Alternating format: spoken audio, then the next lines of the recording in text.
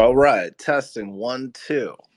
Thank you, everybody, for joining us for this very special Twitter space presented by Ghost, presented by StakeCube, presented by Blind Knowledge. If you don't know me, my name is Joey B. I am the founder and owner of Blind Knowledge. Check us out over at blindknowledge.com. You can check out your favorite podcast, check out your favorite video media. We are digital media. We can help you content create. We can help you get your digital media out there. We're here to help and we're here to grow. Blindknowledge.com is the spot. Enough from me. More about what we're here about today. I'm going to give it over to my buddy over at Ghost. Ghost, you want to introduce yourself and let us know what you're all about? Thank you for that intro, Joey. Ghost is a decentralized proof of stake privacy coin. We make use of privacy protocols such as ring-CT, bulletproofs, and Dandelion++. More recently, we further decentralized our blockchain with the introduction of AGVR. This is our Ghost Veteran reward structure. This eliminated the need for a middleman and also processes our GVR faster, so on a per block basis. This also solves the time value of money problem associated with staking rewards, as previously GVR was paid out on a monthly basis and in a lump sum. I appreciate that. Awesome. Excellent stuff. And we have also a friend of mine, friend of yours, works for StakeCube. If you don't know StakeCube, you're going to know him after this. This is Derek. Derek, are you there? Hey, what's up, guys? Thank you for getting this together today. We are still waiting for StakeCube account to join us, but that's okay. Good thing this is recorded, so we're not jumping the gun too fast. However, I will start and say that StakeCube is a custodial service. We also offer staking, and we have an exchange. We also dive into esports, and with our esports and exchange or service, we also have a coin called StakeCube coin, which serves kind of as a utility in some way to StakeCube, but also has a smart chain layer, which tokens and NFTs can be built on. So overall, it's quite the ecosystem. And we've been around since 2018 in service, and we're continuing to move forward with the space and try to progress as technology innovates. All right. This is really exciting stuff, guys. Thank you so much for joining us. We're just getting everything started. We just started about 3 minutes ago, 11 a.m. Eastern Standard. We're going to get StakeCube in here. We're going to fill this bad boy up. We have a lot to talk about today. The first thing we're going to get to is a little bit about Sam Bankman-Fried and CZ. Who wants to start here? Yeah, I can totally get started with CZ and SBF theatricals going on right now. It seems that with the end results, kind of jump into the end of this, it appears that Binance and CZ has acquired FTX fully. So I don't think that SBF will be too involved with the FTX any longer. And with that said, that means with CZ taking over any coins or funds that users had on FTX, they will be safe, or as CZ likes to put it, safu. Anyways, what has been going on is there's quite some threads on Twitter you can dive into, but without looking into any of them, what I've digested is FTX has became insolvent and they didn't have quite the capital backing their tokens. The FTT token, yesterday we saw it collapse 84%. It was trading over $20 not too long ago and hit around $3 yesterday. I have not looked yet today to see what's going on with the markets, but I do know Bitcoin's looking like it wants to fall off. This is probably due to CZ and SBF thing going on. And back in 2018, we had a Roger Ver, Craig Wright thing going on with Bitcoin. And so it kind of mirrors or rhymes with history. And it's interesting aspect. They're kind of what we call black swans in crypto. Nobody really sees these things coming. We also had this kind of happen earlier in some way this year with Luno or Luna. And so it's quite interesting to see that it's crypto politics and it's not world stage politics that are affecting the space. On the flip side, the big thing about this last cycle was institutional investors bringing on institutions. And I think that this is definitely going to put a scare to institution investors. So I would say this is phase 2 of the bear market that we're about to enter, which is the later half of the bear market. Welcome StakeCube. So finally StakeCube has made it. And if you'd like, we could set StakeCube as a host, but I will be speaking today. What do you think about SBF and CZ? Have you guys been following it? Yeah, it's interesting that you mentioned that you haven't checked the markets today. I just now checked the market for the first time today, and I'm noticing Bitcoin at 17.1. This is definitely a key resistance level. I believe if we break this, it's going to see a downward spiral into that 15 and then 13. I think, if it doesn't hold through the 15s, we'll definitely shatter right through that floor and go straight to the 13s. Now, I wasn't made aware that CZ, on behalf of Binance, actually made a full acquisition of FTX. To me, this kind of serves a nail in the coffin against our beloved Coinbase, that is.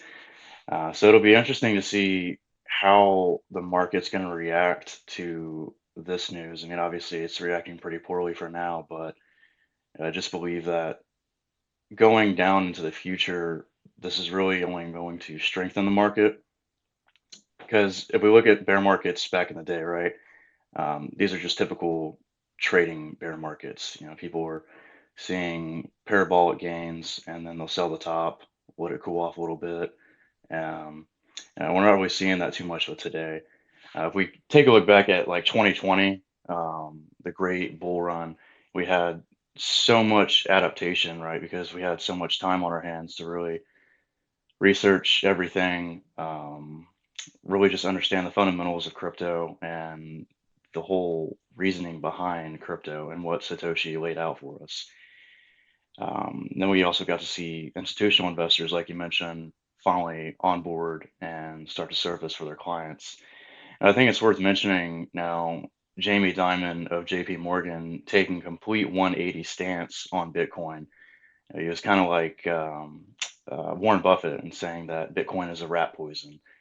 Well, I mean, he's right. Bitcoin is a rat poison, and the rat is your typical financial markets.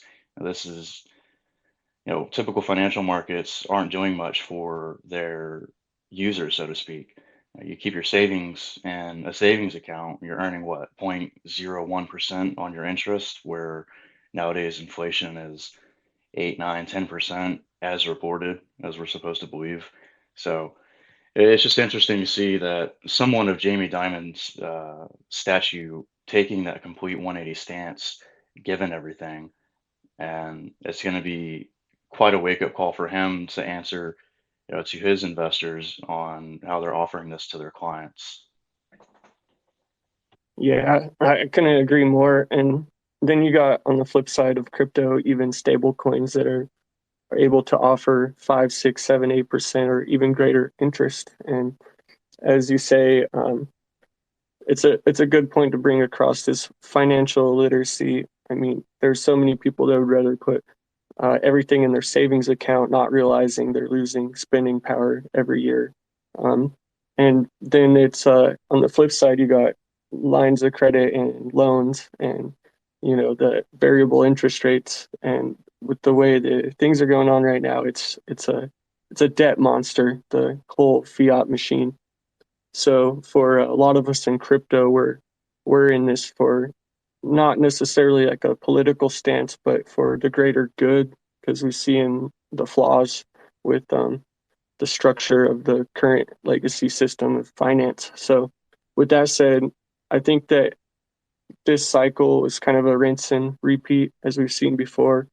But eventually, I think that we're going to see more smoothed out cycles and not such a blow off top and drop out bottoms. Yeah, I'd have to agree with that statement. And going back to the whole CZ SBF situation, it's just kind of funny that now he's acquired all that because, didn't FTX acquire, or I think they put a bid in to Voyager's assets, and they were also bailing out, notable institutional companies, sort of like, Three Arrows Capital, and we saw what all happened there, right? They were just sort of over leveraged, and then the house of cards finally came underneath. But definitely moving forward, I believe you're right. With the stable coins, there's Hold definitely going up. to be an issue. So I just searched Twitter FTX from Watcher.guru breaking 28 minutes ago. Binance reportedly unlikely to move forward with FTX acquisition following reviews of finances, CoinDesk reports. So this is all live kind of happening, and we're all the audience waiting to kind of see what really does happen. But yeah, Backman's net worth fell $14.6 billion in the past 24 hours yesterday. His net worth now worth 991 million, so quite crazy. That's gotta hurt. Yeah, I'm not surprised at all that, as they're doing their investigation through their financial reports, as they say, the math isn't mathing, right? Shit's not adding up. That there's no surprise there. And I think Agreed. another reason why, FTX was strongly trying to pursue, well, SBF that is, strongly pursuing a political ego here, is that he could have, this sort of political weapon in his back pocket, so that way they could solve their money problems. It's clear to me now that the company is definitely insolvent. Well, he did make quite the stance to donate quite a sum of money to. I mean, in the U.S., it's lobbyism. You pitch money towards a politician, and then you kind of get your way with whatever industry you're working on. We've seen this over and over, monopolizing. So, and I think this is all a very good thing long term. But right now, it's going to sting. However, it just depends how you look at things. If you have some experience, you may be thinking about dollar cost averaging or making an entry sometime in the near future with this type of market situation. Not Agreed, financial absolutely. advice. Not financial advice. Though. It's Agreed. interesting stuff, man. It's interesting stuff. We're going to switch it up just on topic base. We got to let everybody know, and I'm sure everyone's here to talk about it and hear about it. McAfee. We got to know about McAfee. We need the backstory on Ghost. My man Ghost, can you give us a little backstory on that? Yeah, I'd be delighted to. So for those that don't necessarily know, the whole backstory on Ghost, Ghost was co-founded by John McAfee as well as another person who goes by the pseudonym of Josh Case. Josh had previously started a different project as well, and I believe at the time he was close friends with McAfee, and with John's vision and his guidance, he wanted to bring forth a cryptocurrency that was for the people, and this is where Ghost had incepted. Um, John laid out the fundamentals of what he wanted in this project and what it would serve for. So, taking Ghost for what it is, we have given the ability for people to take back that financial self sovereignty as well as their privacy. The whole precipice behind Ghost is that we believe that privacy is a human right, and nobody should be subjected to doxing themselves through any means, whether it's financial or physical or whatever it may be. You know, Privacy is a good thing, and you shouldn't be ashamed of it. As we saw with Tornado Cash, it quickly got hit with sanctions, and the whole government got pissed off because they had no control over it. Um, I wanted to talk about John's role with Ghost. Now, John was the co-founder, sure. Now, his development participation that is sort of halted right there. And we have, cryptographers and C++ devs that have 10, 15 years of experience working with code and working with these systems and formalizing protocols. So John sort of taken a hands-off approach and more or less sort of a advisory role, if you will. We'd approach John with a protocol layout that we may have and present it to the community. And with John's oversight and obviously his decades of experience working with cybersecurity, he would offer some insight on how best to roll out certain platforms. This is of course before all of the legal issues as well as his personal issues. I think that kind of wraps it up with the backstory there.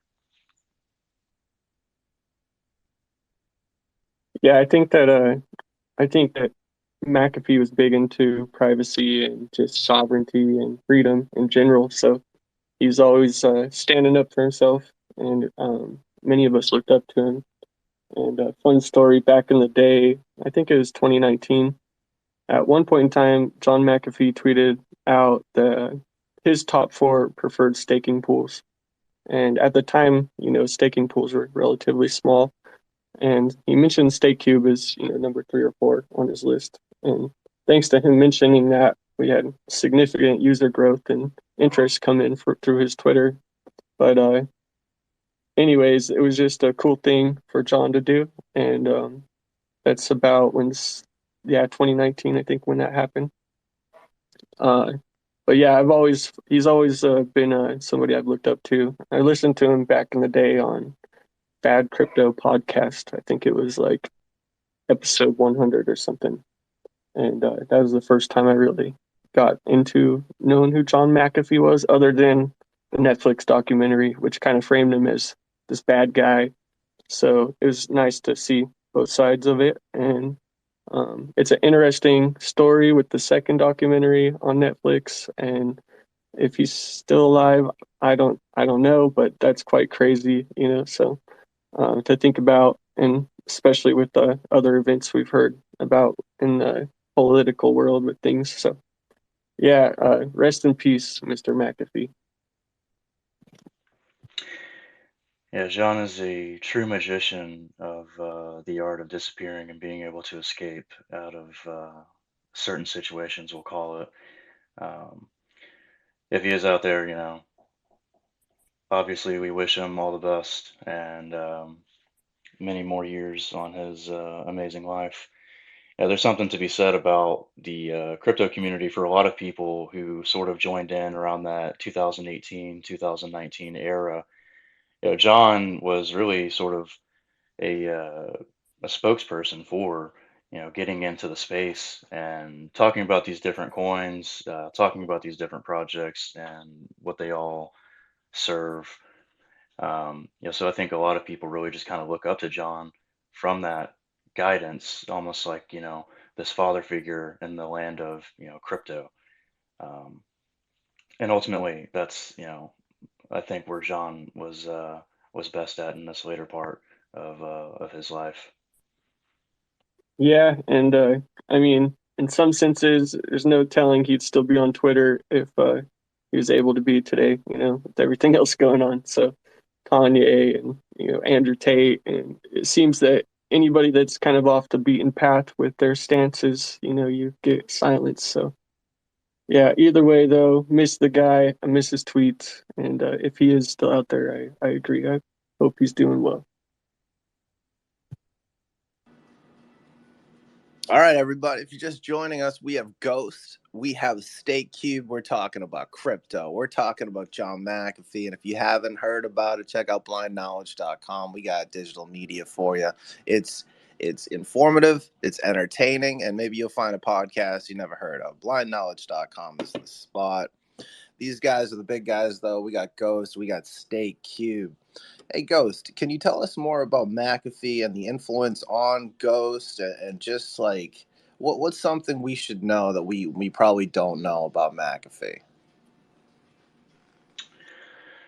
Well, building on what was just aforementioned, there's not a whole lot more to really discuss. We try to stay pretty transparent for the community, and if anything's in question, we like to bring it to light quickly.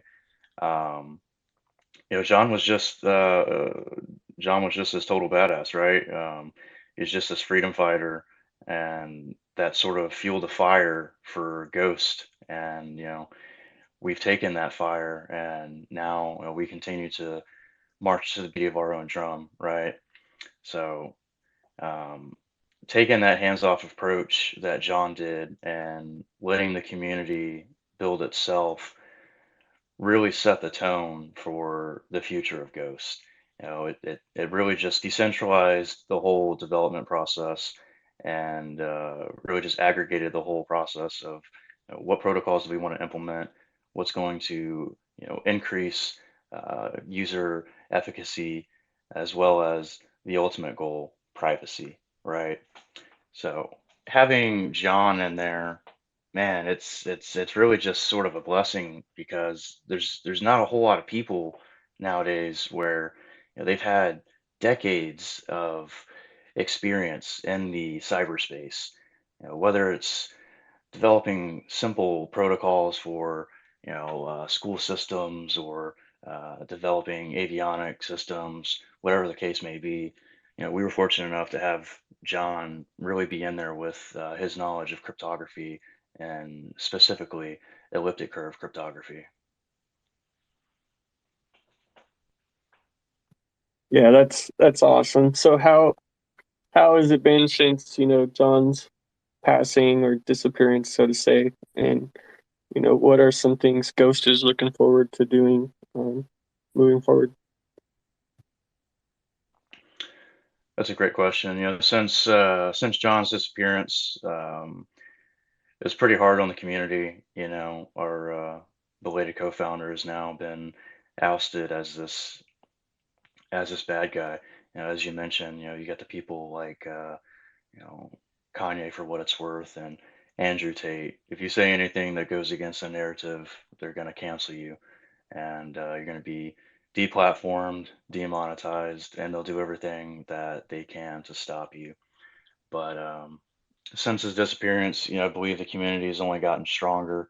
We've sort of come together, and really just formed this family bond, so to speak. I kind of hate that word. It seems like the word family has just become this poor excuse for woke companies. But no, looking forward in the future, we have many, many great deliverables on our roadmap. Some to mention in the future, right? We have this protocol called Ghost Chat, and I think it's going to be the crypto's first instant messaging platform with user end-to-end encryption with AES 256. And for those that are unfamiliar with this level of technical terms, AES 256 would take 2,000 trillion years to crack, even with the most advanced computers today. So we're very excited to keep building on this deliverable, as well as also further decentralize our chain with on-chain governance. On-chain governance, we believe, is a must-have in any blockchain, um, regardless of Bitcoin, of course. But moving forward with any project nowadays, you have to have some sort of way for the community to have a say in the direction of what the project is going to do. Are we going to eliminate a certain protocol? Are we going to include a certain protocol? How are we going to allocate funds? What are we going to do for marketing? You really got to treat it like a company, almost like a public company, right? Because each owner of your coin is really a shareholder, and they have a voice. And you really need a portal to help guide those voices and help guide that project in the right direction. Um, Something we've been working on behind the scenes is really getting a wrapped version of Ghost. We've been looking at, Ethereum as a possible solution, given that they just went through the merge and they won't really be scalable until I believe it's the splurge. can never keep up with all of their acronyms. But we're looking at various blockchains, of course, and we really want to get into that DeFi game strong because we believe it has fundamental value that will only propel Ghost further. Yeah, I totally agree. As well as StakeCube with the StakeCube protocol as our dive into DeFi and under developments. But totally interesting about the messenger. Is it a messenger gonna be? Or do you guys have kind of like an idea of a theme or like anything that's out there that would kind of give us an idea of what we could expect? So we do have an MVP, and this will basically be an additional, you know, interface on the wallet itself. This will run on the blockchain, just like how Ring CT or Bulletproofs operates on the protocol as well. Um, One concern that some of the community members may have was that, how is this going to affect scalability? And it's almost not even noticeable because the transaction byte size doesn't even hiccup the chain at all in testnet phase. So this will again, this will be an additional window, so to speak. Just like if you were to go to check for coin controls on like the Bitcoin Qt wallet, for those who are familiar with that, and you'll be able to create rooms, chats. Everybody will have their unique identification name that's specifically attached to their sole wallet. However, again, being that this is AES 256, the privacy there is unmatched, and there's going to be no cause for um, a dox of anonymity. An important thing here is that since it's going to be on the Ghost blockchain, we don't have to worry about servers getting shut down, necessarily adhere to certain regulations or certain data collections because there is no data. Everything that'll be on there is pretty much erased as soon as it's gone. So it's kind of like when the FBI asked Signal for details on a certain user. They said, okay, well, here's what we got. And it was one line. It was a timestamp of the last time that this user interacted, right? There was no threads of communication. There were no threads of who this user was communicating to, where this communicator is located, and all of those characteristics will be shared with Ghost Chat. Very cool. So, in other words, I guess I had some other questions for you. Where is the best places to get Ghost, other than, of course, StakeCube.net? And what is the collateral needed for minimum stake? And what is the ROI? And all those good things. Tokenomics. Could you give us some details there? Yeah, absolutely. So, of course, we at Ghost, we love you guys. StakeCube is usually always my first option if I'm picking up another bag of Ghost, but some of our other exchanges that we work closely with is TradeOgre. TradeOgre does not KYC. We have a good amount of liquidity available on there for users to pick up, and of course sell as well if they want to. And more recently, Ghost was just listed on Exchange Assets. Exchange Assets is a Ukrainian-based hybrid platform. They offer, interest as well as proof of stake staking pools as well. So we're very proud to be partnering up with, this Ukrainian exchange, given the war efforts and whatnot. But the minimum amount of staking for a staker on Ghost is 0.1 Ghost. And currently, your yield on the staking rewards ranges from 12.1% all the way up to 29%. You can achieve that 29% APY by becoming a Ghost veteran. Ghost veteran is sort of our masternode structure for those that are familiar with a masternode. Basically, what a masternode is it's a node that holds a considerable weight of network power, whether it's proof of work or proof of stake. So since we are proof of stake, if you hold a certain amount of coins, then you are eligible for Ghost Veteran Rewards, which we acronym it as GVR. and that's how you can get that 29% APY. And now Ghost Veteran rewards are processed on a per block basis. So our current block emissions are 11.4 Ghost per block. 3.876 of that goes to the miner of the block. 1.824 of that goes to our dev fund, and 5.7 of that goes to the GVR, Ghost Veteran Rewards. So if you have 20,000 coins and you've gone through the parameters of the AGVR protocol, which we have listed on our Medium page, you can read all about that. You can gain around, what is it, 9.579 Ghost per block. So we think that's really awesome because typically users were waiting about a month to gain these additional rewards, and it was all just lumped up, and it was very centralized.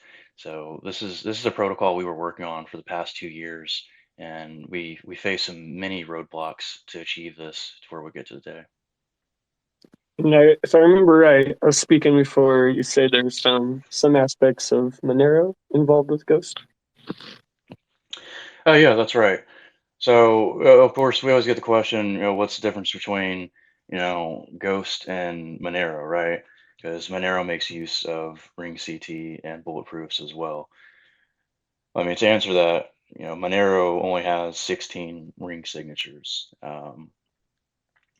I'm not going to get too in depth on the technical overview on ring CT, but basically a ring signature is when a user broadcasts their transaction, right? Using an anon address and using an anon transaction, that transaction will be broadcasted to a number of different people. So that transaction will hit a different node on the Ghost blockchain, and then it'll hit a different node and a different node.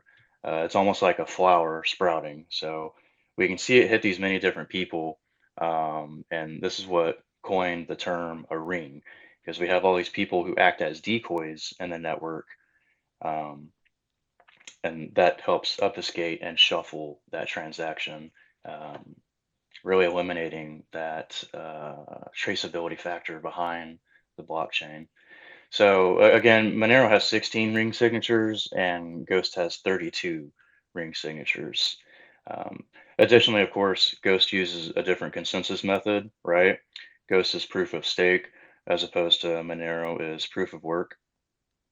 And then in addition to this, we believe that our ecosystem has a more rewarding utility factor behind the fact, with Ghost veterans, especially being that number one utility there. And again, as we expand our ecosystem further down the road, when we do launch Ghost Chat, that'll really just be basically your in-house one-stop shop for everything privacy related, right? If you need to communicate with somebody and you want a secure, private chat, use Ghost Chat. If you don't want prying eyes on your financial transactions, use Ghost. It could be as simple as you purchasing a new robe for your spouse, right? And if you're married, of course, she's going to have access to your bank statements. So it's like, oh, hey, honey, what was this $72 transaction at Victoria's Secret? Well, bam, the surprise is now spoiled. So you can use Ghost to help hide that. Yeah, totally. Yeah, no, I mean, obviously there's sides of arguments when it comes to privacy, cryptocurrencies, and mostly those are like mega awful things with that I really don't want to talk about. But so to say, there's also fundamental good things about privacy in nature, and it's just a hard idea for a lot of us to grasp the full idea of full privacy because we've been so catered to with how banking system is and how we're so familiar with the way the existing things are today. But it is a good thing to focus on privacy aspects, and looking forward to see what Ghost has coming down the pipeline. In other words, as for StakeCube, we are a fork of Bitcoin and use masternodes of Dash, and our POW proof of work mining network is Fyro POW. So we've kind of collected these ideas throughout the years and acquired what we think is best and try to move forward with it. I think that masternodes are amongst one of the top ways to become some sort of validator. There's other types of nodes and network staking that often requires some sort of voting or delegacy or whatever involvement that it may take, maybe a locking up period of 180 days or whatever. So masternodes are in that way decentralized, but in the other sense, they can become centralized very so, like in some way of StakeCube, we host a lot of our master nodes ourselves. So our encouragement is to get users to host their own master nodes fully independently, which strengthens the network. And, on the flip side, proof of work, GPU miners. So it's kind of a simultaneous approach to validation and network security. It defeats 51% attacks. So for network security and stability, also supportive StakeCube protocol layer, which is a custom and unique built chain, not a copy of an EVM layer. So with that said, it's completely innovative. That's something that we have to get audited and improve down the test of time, but it's so far looking really good for SCP. And with that dive into DeFi, we can think about things like token swaps, NFT marketplaces, blockchain games, you name it. So that's kind of some of our dives. We also got V3 coming, which is our platform kind of being remodeled and released, built for scale and built to handle main network coins and their ecosystem. So, for example, we have Syscoin listed with V3. I do believe we'll be able to support Syscoin tokens, in other words, other coins like that too. So there's quite a few networks now to keep tabs on. I think we got like 20 really good ones now, and not sure how each one will go independently as a listing factor, but we'll take our time into diving into each one, and hopefully it's not too extreme.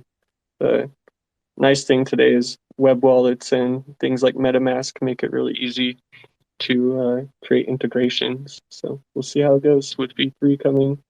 The other thing is our esports. It's starting to gain some traction. It's really looking good.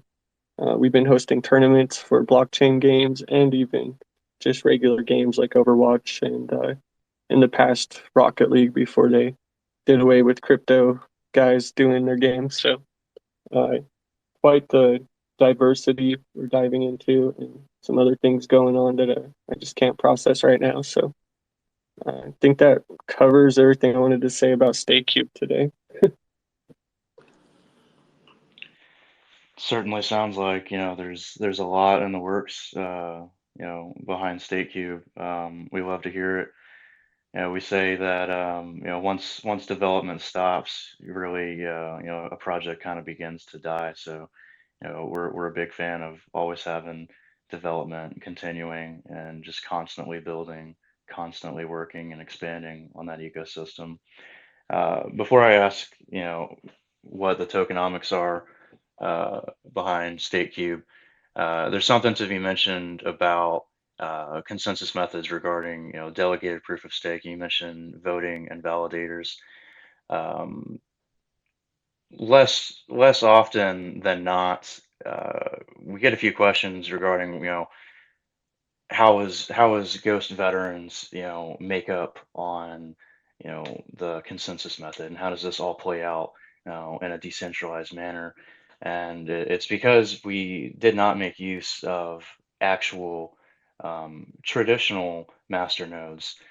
If you look at blockchains like Arc and Cosmos, right?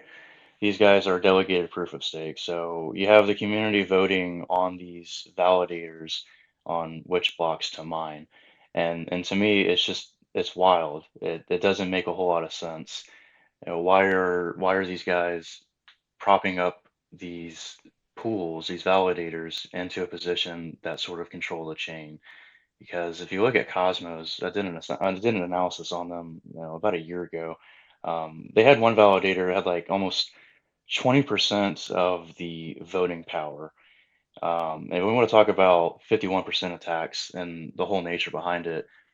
Cosmos uses a Byzantine fault tolerance, BFT consensus.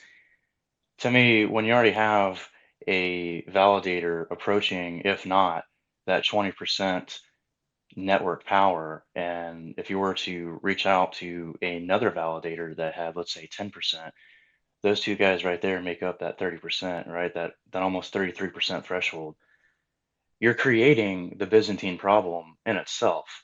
So it's almost paradoxical at that point that people you know, aren't really questioning why is DPS still a thing and why have people not necessarily moved off of it, and just gone with traditional proof of stake. It kind of blows my mind. Um, we could look at attacks, like look at Bitcoin SV, right? There's now one miner that owns like 80% of the network power. Um, this should have been red flags after it reached, 20% of the network power. But the same can be said for Bitcoin, the OG top dog, right? And we're seeing like Amp Pool, and F2 Pool. These guys are reaching almost double digits and their network power. And I think it's almost a duty not only to themselves, but a responsibility to the blockchain to limit yourself on that network power. Because if you're trying to stand for decentralization, right, you're trying to stand for everything that Satoshi has laid out, right? We wouldn't be here if it wasn't for Satoshi. We wouldn't be having this conversation.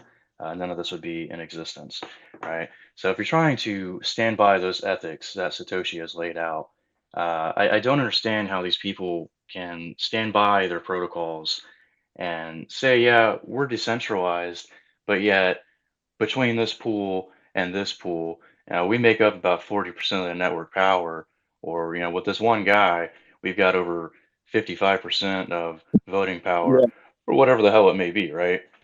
That, it's that it's quite mind often. blowing. It's more often than not, and I think people need to really question these popular chains because some of these top 100 coins they have a decentralization problem. Well, it's Um, also there's also like different formats of decentralization because you can talk about on-chain and whatnot. Like, of course, there's proof of work, with miners taking up the network, and then there's staking with having so much weight of a coin where you take up most of the network and node holding or so to say. But then there's also the decentralized and centralized versions of like things like KYC and gateways, fiat gateways. And there's probably other layers of centralized, decentralized to think about. So it is, I do agree with like what you're saying about the way Satoshi kind of laid it out. But with the open source nature, it's also kind of like letting the can of worms open. It's letting multiple routes out at one time. It's became quite bizarre. With things like Ethereum on its own, it's created this. Without Ethereum, you could say, the space wouldn't be where it's at with tokens and DeFi, and so there's also that aspect. And so, yeah, I agree that DeFi is super critical, and that Ghost. That's why I like to do these types of spaces with Ghost. Good DeFi projects. Sorry, getting distracted here. But yeah, I think that for tokenomics, I think that's what you're saying for StakeCube. yeah, if you could just give us, a run through on the tokenomics behind StakeCube. So we are max supply 18 million. Hold on one sec. Losing my voice here. Get this man a beverage while we're waiting for Derek. Hey, thanks for everyone for joining us. We got Ghost, we got StakeCube. This is presented by Blind Knowledge. Check us out over at blindknowledge.com. Find your favorite podcast, the one you haven't found yet. We are talking McAfee. We're talking crypto. We're talking really anything we can in the crypto space. If you have any questions, we're going to take some questions in just a few minutes. So hang on just a moment for that.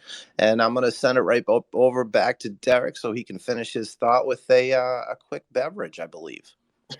Thank you, Joey. I was gonna say I just have some bad allergies going on with this fall. but leaves shedding and whatnot. What I was gonna say is StakeCube has 18 million coin supply as a max supply. Currently, I think there's like 10, 11 million in circulation. With that said, there's roughly 6,000, 7,000 master nodes, so about 7 million coins locked up actively in our master nodes. But there is about 9,000 total master nodes. Some are just POS banned. Lazy holders just haven't got around to fixing them.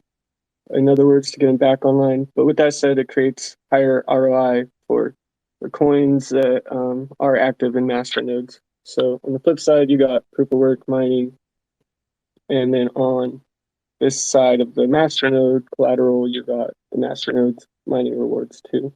Recently, our block rewards dropped from, I think it was 5.6 to now it's 4.9 StakeCube coin per block every 2 minutes being minted. The reward gets split majority to master nodes, or that's actually 4 master node rewards, and then there's I think it's 1.8 or 2.1 SCC that's going to POW every block. So yeah, inflation's slowly dropping. I think it's around 20% right now on the annual, and masternode holders are yielding about 16 to 20%. And with that said, I think masternode collateral is 1,000 StakeCube coin. So roughly, what is it? Not too much over like $500 to collateralize a masternode with StakeCube. With that said, we have some perks on the platform. So like, if you hold a StakeCube coin masternode, you can host it with StakeCube. You can register that masternode with StakeCube to prove that you're the holder of it and gain some benefits like lower fees on trading, additional interest on large cap coins like Bitcoin, Dogecoin, Dash, Litecoin, and some future ones that will be added. Also, with StakeCube coin, you can do that with 10 master nodes, so you can unlock a max yield of like 11.5% on Bitcoin or those other coins I mentioned. Also, StakeCube coin offers a yield up to 1,000 StakeCube coins that you can collateralize, of course. The other perk is you can lock up a masternode with StakeCube coin, basically sending it to StakeCube, and then for 90 days we hold on to it, and what that does is gives you the ability to unlock 50 free masternodes to host on NodeCube.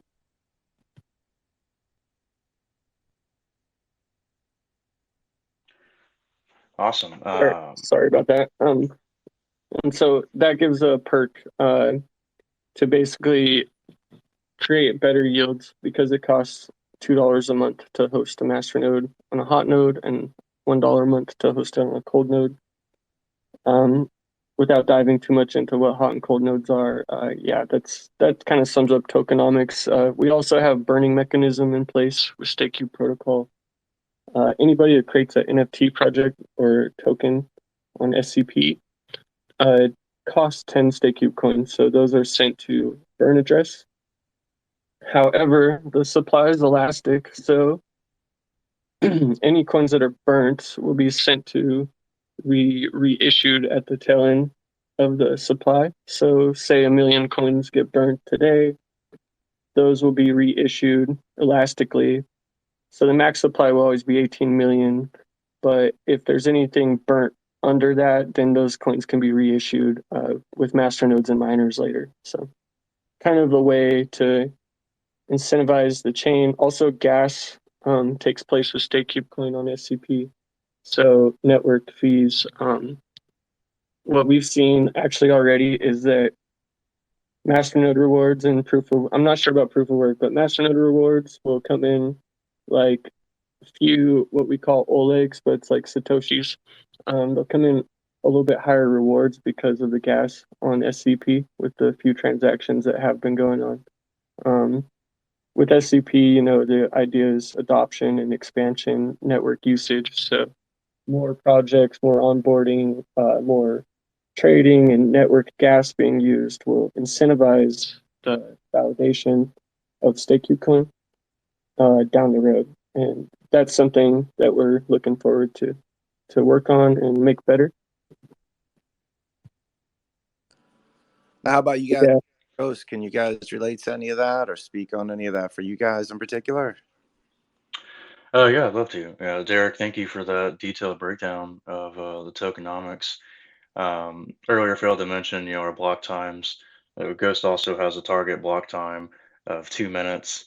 Currently, we have a current circulating supply of around 20.9 million, and we have a max supply of 55 million coins.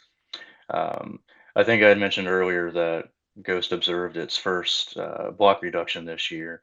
It went from 12 ghosts per block down to 11.4, and we will observe a reduction of 5% every year for the next 45 years until that block reward is reduced to about 0.005 ghost, I believe it is.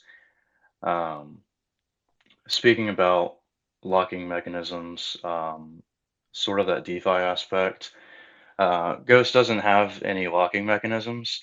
So for users who want to stake their coins, they have two options. They can hot stake through their wallet. This is just keeping their wallets open at all times and online. Um, you could call this in similarity with keeping your graphics cards running while you're constantly mining a proof of work algorithm, right? It's just constantly on, your wallet's constantly online and open. That's hot staking. The other option is through cold staking. Cold staking is done through our cold staking pools. Currently, I believe we have about either 5 or 6 cold staking pools, and all users do is that they are delegating their stake weight to a pool, and that delegation there helps, find new blocks, and then it's divvied up with the other pool members and sent out accordingly. So the coins never leave the users' wallets; they're always readily accessible and available, and users, again, they don't have to wait to access their coins. If they want to move their coins to a new wallet, if they want to send a transaction, go to a different pool, they can. However, if you want to enter the staking script, um, a little rusty on my knowledge, but I believe it takes 255 network confirmations for your coins to actually be entered in that script, whether you're hot or cold staking. And after that, 255 comps, you will begin to find blocks, of course, depending on your network stake as well. But a little mention about partnerships as well. We've reached out to an old partner of ours, Ivan Pay. I believe they're Hong Kong's largest vending machine users. I'm not too familiar with the Asian culture, but I believe vending machines are very popular, especially in Hong Kong. When Ghost was first launched, we had this partnership with them, and users were able to purchase a soda or a sandwich, whatever it may be, right? Some ramen with Ghost, and then I think through various hard forks, and also there was a, chain of command shakeup on Ivan Pay's behalf. We kind of lost that partnership, but you know, a little teaser for the Ghost listeners: we have repaired this relationship, and are happy to announce this. And Ivan Pay is reintegrating Ghost, so we'll be happy to share more on that when it's officially launched. But to talk more about network consensus again and sort of lockup, the other aspect behind automating Ghost veteran rewards is, you know, we have these parameters behind it, such as these users have to be staking. There's the collateral threshold of 20,000 coins to be a veteran, right? And then we also introduced a time lock of 21,600 blocks, and that roughly equates to 30 days or a month's time. We did this as a protection layer against the community, or for the community. I'm sorry. So basically, it's like somebody can't just buy up a vet's worth of coins come in, stake their coins, get this giant lump sum, and then basically just sell it, right? Or if they want to shake up the network a little bit. So having our veterans constantly staking, this helps support the network stake weight. And of course, obviously, having a healthy network stake weight helps prevent against 51% attacks, and also just increases the speed of validation of transactions, as well as just helping reduce that centralized structure that we see some of these proof of stake projects have. Yeah, that's all good. And also, you can always just hold a balance at StakeCube, and we are part of one of your pools. So That is true. Yes. that is an easy way to get some Ghost. If anybody here is from StakeCube, you probably already know this. So yeah, I think that we covered about everything we wanted to talk about. Well, actually, We want to. I got a question. I got a question. Just because even though I'm the presenter, I do have a brain, so I gotta ask. How can companies like Ghost and StakeCube, how can you guys, you have your own things going on, your own separate entities or your own separate companies rather. How can companies like yours work together to be mutually beneficial in the future? Yeah, it's an awesome question. StakeCube has always had a stance of uh, to adapt and learn. And when we first started, we were a lot of us, like myself, I was less than a year into crypto and I fell into StakeCube and call myself lucky for that, dumb luck. But I've seen many others get into crypto and go into the wrong projects and have a really bad time. And within a few weeks, maybe a few months, maybe a year, they're out. They're done, and then they're saying bad things about the space or until the next bull run that is, and things have gone upside down. But collaboratively, StakeCube has a cool way to work with projects just because platform aspect of being able to list and now with SCP and esports, it creates more ventures and streams to acquire interest from partners in that sense. But what I find is, for me personally, over the years, I've done a lot of legwork on trying to make friends with projects that maybe aren't quite successful yet, but they have quite the potential to become successful. And so, and otherwise, eyeballing things that are peers to StakeCube, not necessarily competition, but that are at the same level and working towards the same goals. In other words, kind of like Ghost and their aspect. Sure, we're not similar in project regards, but we definitely recognize what Ghost is working on, and of course, McAfee uh, always said good things about StakeCube, and so we wanted to support Ghost right away when we heard McAfee was going to be creating a cryptocurrency project, but we didn't know it was going to be proof of stake masternode, so that was quite cool and easy for us to integrate.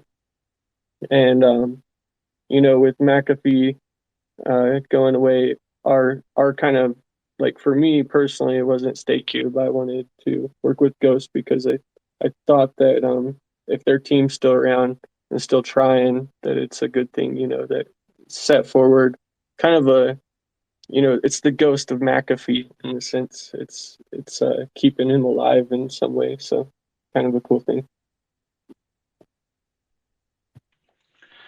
Yeah, I mean, I think, that's great. Derek pretty much said it.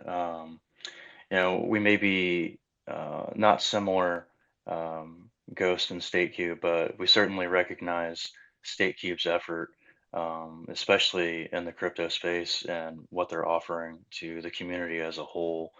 I think, you know, as the time goes on, uh, there may be various opportunities for us to both collaborate on a certain project, and that can be gaining more, exposure to a certain element within the crypto community. Um, or it can just be as simple as implementing a new pool, right? Or helping them with a protocol, them helping us. I think we really have a strategic partnership here, and it's easy to say, from the Ghost community as a whole. Not even myself, not trying to sound biased, but everybody loves StakeCube. We've had a great running with StakeCube so far, and we only look to increase our partnership and our future endeavors with StakeCube. Cheers to that. I agree with that 100%. Ghost is awesome. And, it's a lot back to like just the masternode space in whole. And it's kind of a niche, small corner of crypto.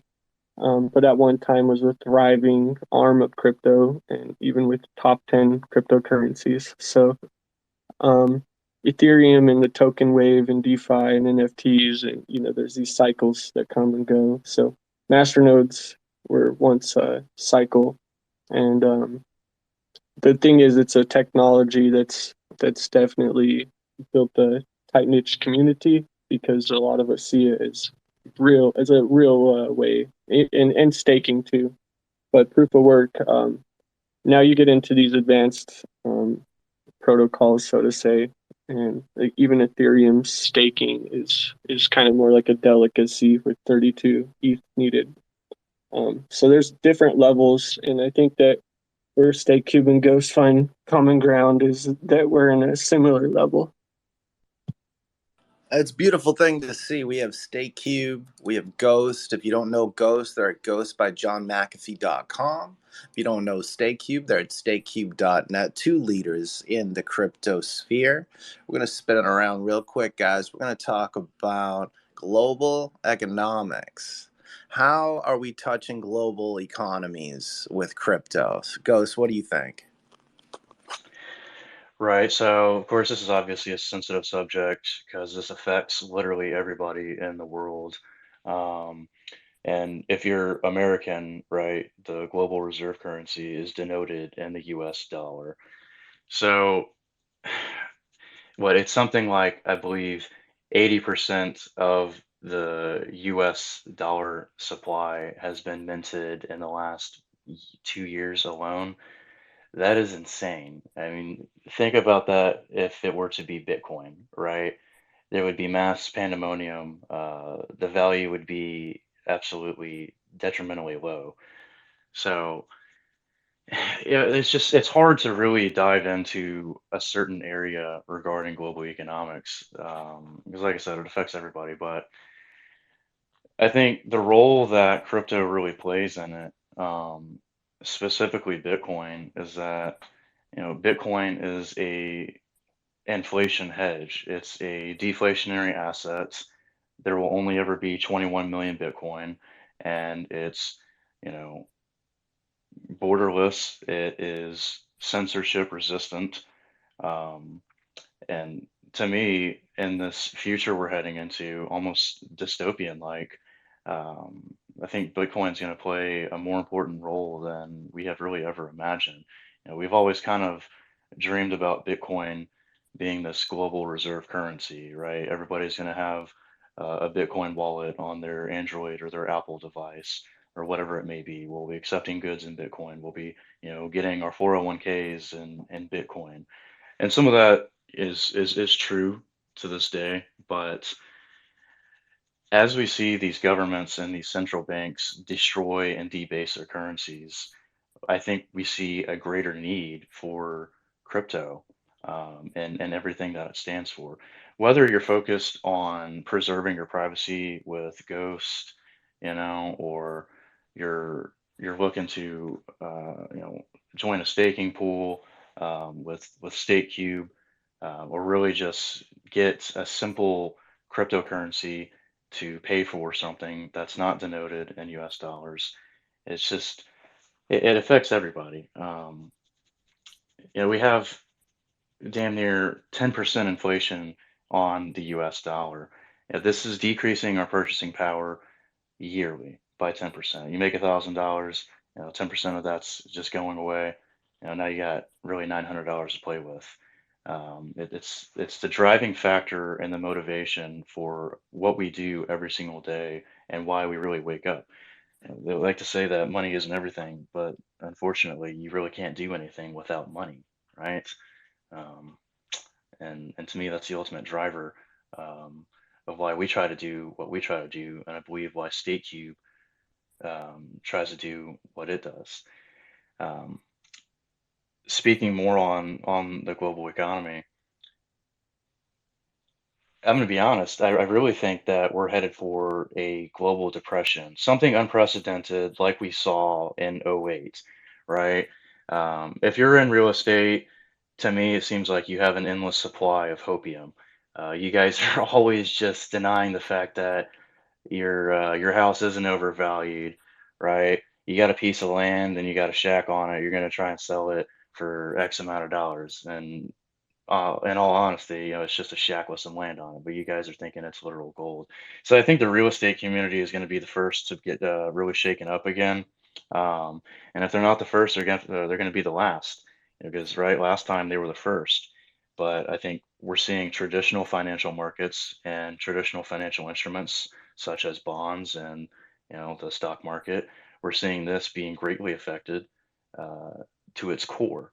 And this is all going to play back into other investment vehicles, such as real estate, such as cryptocurrency as well. I mean, we're already seeing Bitcoin drop, I think it's 25% over the last 3 days. So I think we are headed for a global depression. And honestly, I believe it's needed because, like what happened over 2020 to the end of 2021, we saw all of these shit coins rise up out of nowhere, right? You go on your computer, you can generate a new dog whatever coin token in 5 minutes with a 20 quadrillion circulating supply. You get Jake Paul to talk about it for 5 seconds, and the first 15 people that invested in it, that between them own 90% of the supply, oh, they're millionaires, and then they'll just dump on the community.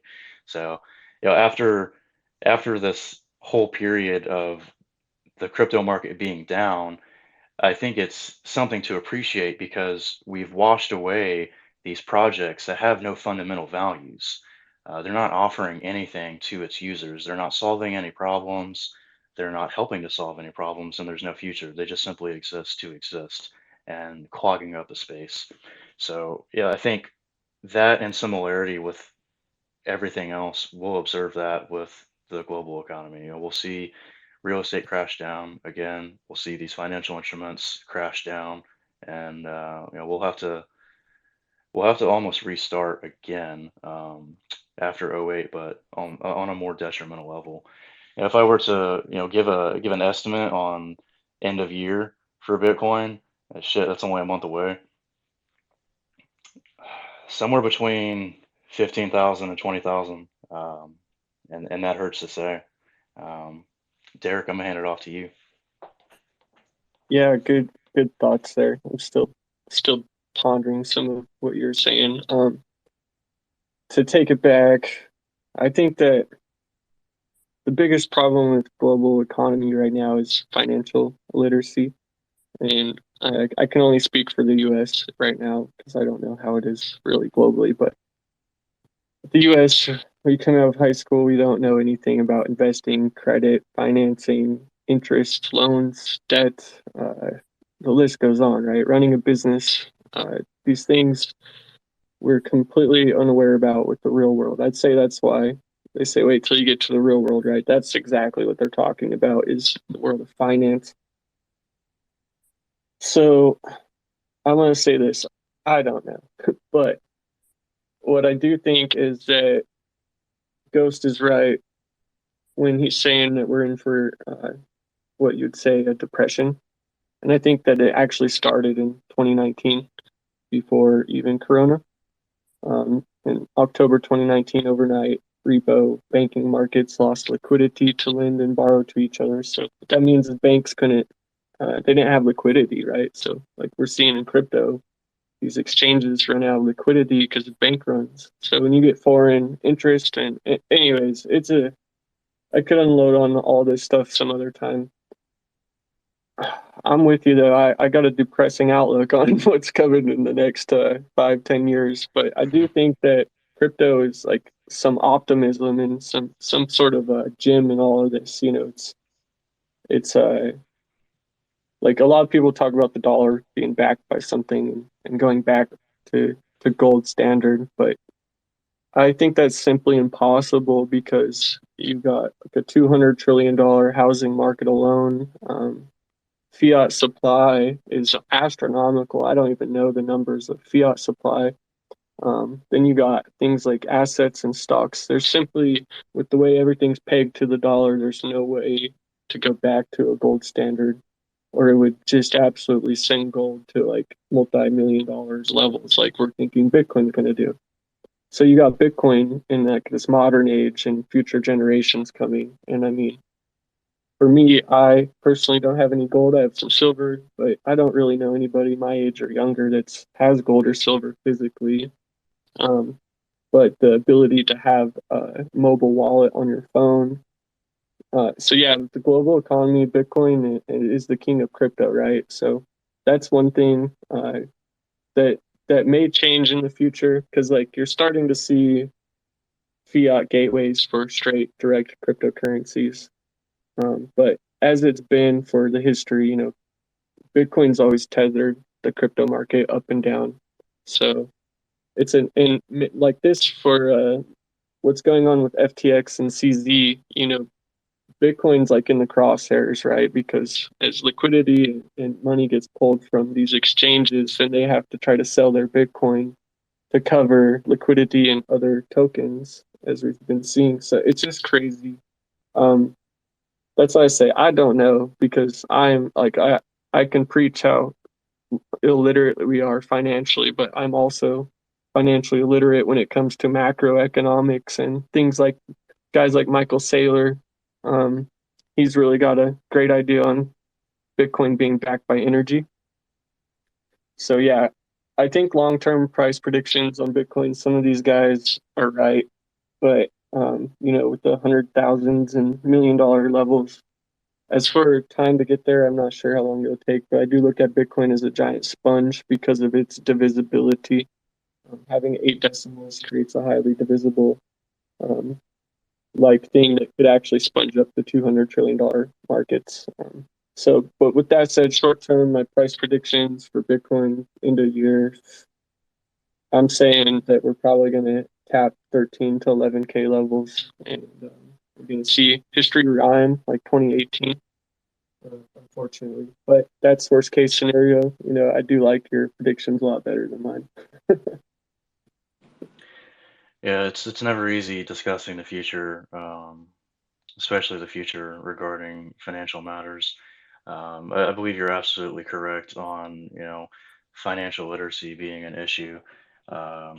Because a lot of high schools across the world, religious schools in general, they do not teach the basic fundamentals of financial responsibility, um, or just how to handle day-to-day life from a financial perspective. So, going forward, that certainly needs to change. People need to be better informed of what's going on. They need to be better informed on the certain policies that are being enacted and how that reflects, their financial position and their financial needs. Looking at the M1 supply right now, yeah, it's at an all-time high, currently $24,000 billion, right? I think that equates to what, 24 trillion in the M1 supply. Yeah, I don't And think it's that too. no, it's Like, not. Obviously, it's not a cap, right? There's not just a limit like, oh, well, we can't print any more money. No, the government's just going to print whenever they want to print because they are stuck on this Keynesian economic theory that you can inflate the debt away, and you just can't. If you have any basic understanding of economics, you know that Keynesian economics is not true. It's just a false route to go down. Um, Speaking back on Bitcoin and the whole CZ situation, again, I think as we progress down the line and we sort of get rid of these outliers, like we saw with Celsius, Voyager, Three Arrows Capital, these guys were all over leveraged. They were all running through, insolvency problems and ultimately got liquidated. And these guys sort of served as a face for like that 2020 till now time period.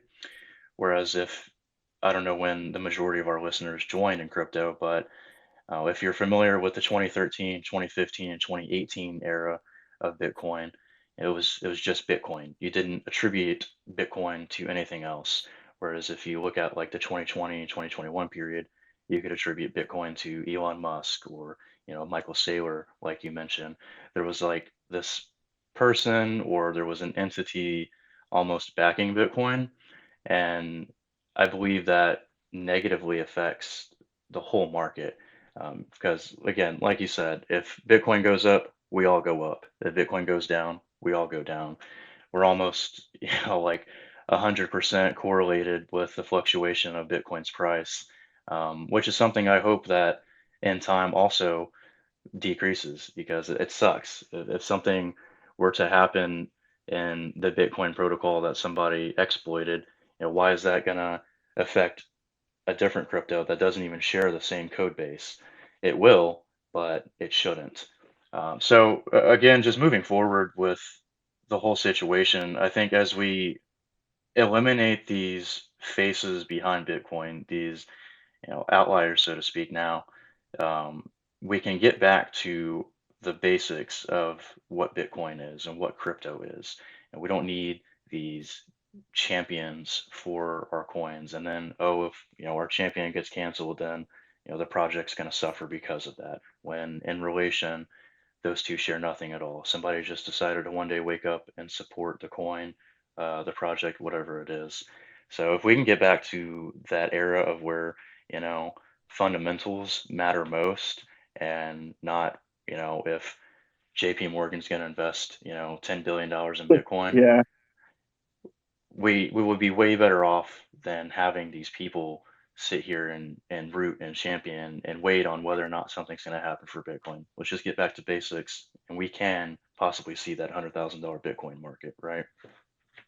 Well, one thing I've noticed is Bitcoin supply being evaporated by, like, you could say the 1%.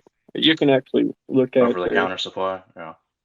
well, just in general on the blockchain, you can see that I think it's the top 10% wallets hold like 80% or 90% of the supply. So you can literally check that out. Not sure what the website I was looking at, but it's like a blockchain analyzer for Bitcoin. So you got institutions mostly in companies holding Bitcoin, which is great. But also you got countries like El Salvador turning it into a standard for currency and payments, and the U.S. accepting it in states for tax payments. It's coming, like the adoption's there. I always But forget about El Salvador. and other countries in the recent news too. So the Central Republic of Africa, and there's two more countries I just heard that are talking about it. So it's kind of like watching the cannabis legalization in the U.S. It's watching Bitcoin adoption in the world right now. Both those things are so interesting, right? But also one thing, over the years, the Bitcoin dominancy is slowly shedding. So as that dominancy will drop, I think it will continue to do so as the nature of open source and technology and innovation and all of us degenerates that want to just keep building.